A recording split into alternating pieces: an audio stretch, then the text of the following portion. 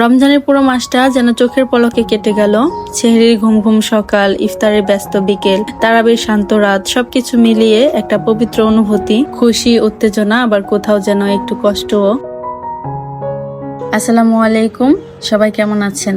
আশা করছি যে যেখান থেকে আমার ভিডিওটি দেখছেন আল্লাহর অশেষ রহমতে সবাই ভালো আছেন।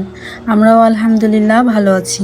সবাইকে ঈদের অগ্রিম শুভেচ্ছা জানিয়ে আজকের ব্লগটি শুরু করতে যাচ্ছি। আশা করছি ভিডিওটি আপনাদের কাছে ভালো লাগবে।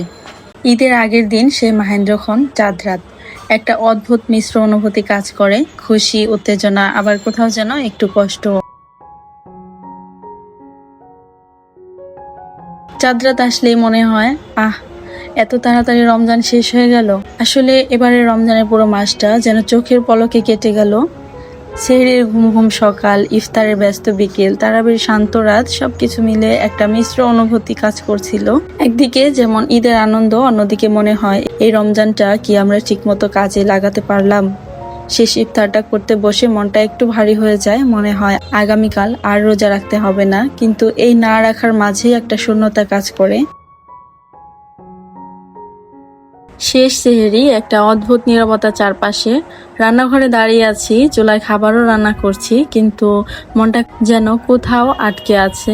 এই তো সেদিন রোজা শুরু হয়েছিল আর আজ শেষ সেহরি। প্রতিদিনের মতোই খাবার তৈরি করছি, কিন্তু আজকের এই রান্নাটা একটা অন্যরকম অনুভূতি আছে। একটু কষ্ট, একটু ভালোবাসা এবং একটু আফসোস লাগছে। যদি আর একটু বেশি ইবাদত করতে পারতাম, মনে হচ্ছে যদি সময়টা আর একটু বেশি পেতাম। তবে কিছু করার নেই, আমাদের তো নিয়মের বাইরে গিয়ে চলার কোনো সুযোগ নেই। আল্লাহর বিধান, আল্লাহ তাআলাই ভালো জানেন কখন কি করবেন। তবে আমরা যেটা পারি সেটা আল্লাহর কাছে দোয়া করতে পারি মন ভরে। আল্লাহ চাইলে আমাদের দোয়াগুলো কবুল করে নিতে পারেন। তাই আমাদের এই ছোট ছোট আমলগুলো আল্লাহ তাআলা যেন কবুল করে নেন আর আমাদের আবার রমজান পাওয়ার সুযোগ করে দেন, আমিন। তবে একটু আবেগ অনুভূতি কাটিয়ে এবার ঈদের বাজারের প্রস্তুতি নিচ্ছি। এর জন্য শুরুতে একটি লিস্ট তৈরি করে নেওয়া খুব বেশি জরুরি, কেননা লিস্ট ছাড়া বাজারে গেলে অনেক সদাই আনতেই ভুলে যায়। ঈদের বাজার মানে খরচ একটু বেশি হয়, তাই আগে থেকে একটা বাজেট সেট করা খুব বেশি জরুরি, না হলে পরে বোঝা যায় বাজেটের বাইরে চলে গেছি। কিছু জিনিস হয়তো আগেই বাসায় আছে, তাই আগেই সব চেক করে নিচ্ছি কি আছে কি নেই। ঈদের দিন তো রান্না থাকবেই, সেমাই, পোলাও, মাংস, কাবাব। তাই এখন থেকে ভাবছি কি কি লাগবে, কতটুকু লাগবে। লিস্ট ধরিয়ে দিয়েছি আয়মানের বাবাকে এবং পাঠিয়ে দিয়েছি বাজারে শুকনা বাজার আনার জন্য। আর মাছ, মাংস, মুরগি এগুলো আনা হয়ে গিয়েছে, এগুলোই একটু একটু করে গুছিয়ে নিচ্ছি। এখানে রোস্ট এবং রেজালার মুরগি দুইটা দুই পাত্রে করে ভিজিয়ে নিয়েছি। ভিজিয়ে রাখার ফলে এর মধ্যে যে একটা রক্তের আবরণ শক্ত হয়ে আছে সেটা খুব অনায়াসেই ছুটে আসবে এবং পানির সাথে মিলে মাংসটা পরিষ্কার হয়ে যাবে। এভাবে 5 থেকে 10 মিনিট ভিজিয়ে রাখার পর পরিষ্কার করে ধুয়ে নিব। এর ফাঁকে ঘরের অন্যান্য কাজ করে নিচ্ছি। এদিকে আমার হ্যাঙ্গিং করা লতাগুলো খুব বেশি ময়লা হয়ে গিয়েছিল, এবার খুব ভালোভাবে পরিষ্কার করে ধুয়ে ঝরা দিয়ে রাখবো। ঈদের আগে মাছ মাংস কিনে গুছিয়ে রাখা শুধু একটা কাজ না, এটা আসলে একটা স্মার্ট প্ল্যানিং। ঈদের দিন বা আগের দিন বাজারে গেলে ভিড়, দাম বেশি আর তাড়াহুড়ো। আগে থেকে কিনে রাখলে আরামে সময় কাটানো যায়, পরিবারের সাথে বেশি সময় দেওয়া যায়। শেষ মুহূর্তে কিনতে গেলে হয় কি, অনেক সময় বেশি দামে কিনতে হয়, ভালোভাবে দাম যাচাই করা যায় না, অপ্রয়োজনীয় খরচ কমানো যায় না। ঈদের দিন অনেক রান্না থাকে, তাই আগে থেকে মাছ মাংস পরিষ্কার করে ফ্রিজে রাখলে রান্না করতে সময় কম লাগে, টেনশনও কম থাকে। আলাদা আলাদা প্যাক করে রাখলে সঠিকভাবে সংরক্ষণ করা যায়। এই অভ্যাসগুলো অনেক কাজে লাগে। সবকিছু গোছানো থাকলে মনে একটা শান্তি কাজ করে, সব প্রস্তুত আছে, এই ফিলিংটাই আলাদা।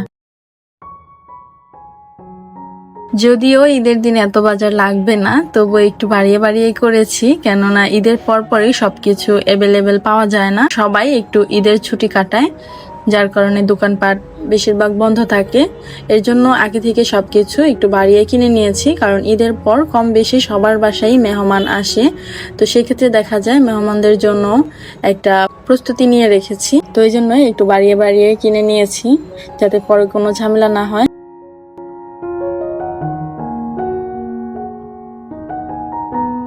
ঘরের সব কাজ শেষ করে এরপর নিজের জন্য একটু সময় বের করে মেহেদি লাগাতে বসে যাব। মেহেদির ঘ্রাণ আমাকে ছোটবেলার ঈদের কথা মনে করিয়ে দেয়। আর চাঁদ রাতে মেহেদি লাগানোর প্রিয় একটা মুহূর্ত আমার কাছে খুবই ভালো লাগে। ভিডিওটি দেখে যদি কোথাও আপনার একটুও ভালো লেগে যায়, প্লিজ ভিডিওতে একটি লাইক দিয়ে দিবেন। আপনার ছোট্ট একটি লাইক আমার ভিডিওটি আরও অনেকের কাছে পৌঁছে দিতে সাহায্য করে। আর এ ধরনের ভিডিও নিয়মিত দেখতে চাইলে আমার চ্যানেলটি সাবস্ক্রাইব করে নিতে পারেন। কাজটি যদি অলরেডি আপনি করে থেকে থাকেন, আপনাকে অসংখ্য ধন্যবাদ। ভিডিওর শুরুতেই চিকেন রেজালার রান্না করেছিলাম। আর এই পারফেক্ট চিকেন রেজালার একটা ঈদ স্পেশাল পারফেক্ট রেসিপি তৈরি করেছি। সেটি আমার কিচেন চ্যানেলে দেওয়া আছে, সোনালিস কিচেন। ভিডিওর লিংক আমি ডেসক্রিপশন বক্সে দিয়ে রাখবো, চাইলে এই ভিডিওটি দেখে ওই ভিডিওটিও দেখে আসতে পারেন। ভিডিও ভালো লাগলে চ্যানেলটি সাবস্ক্রাইব করে দিতে পারেন। আমার আজকের ভিডিওটি কেমন লেগেছে অবশ্যই কমেন্ট করে জানাতে ভুলবেন না। বিদায় নিচ্ছি আজ এখানেই, ফিরে আসবো নতুন আরও কোনো ব্লগ ভিডিও নিয়ে। সে পর্যন্ত সবাই ভালো থাকবেন, সুস্থ থাকবেন। আল্লাহ হাফিজ, আসসালামু আলাইকুম।